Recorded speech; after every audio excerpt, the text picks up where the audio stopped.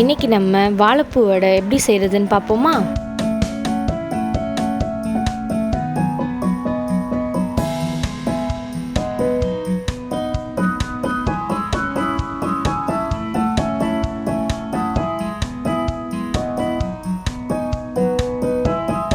ஒரு வாழைப்பூ,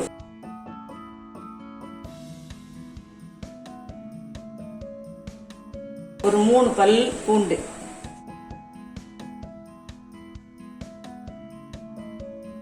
நாலு பச்சை மிளகாய், ஒரு துண்டு இஞ்சி, 2 ஸ்பூன் பெருஞ்சீரகம், 1.5 ஸ்பூன் உப்பு,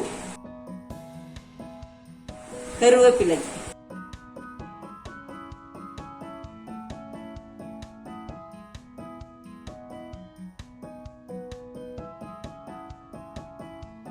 நல்லா பிசைஞ்சிடணும். அரைச்ச கடலை பருப்பு, 1/2 கிலோ கடலை பருப்பு,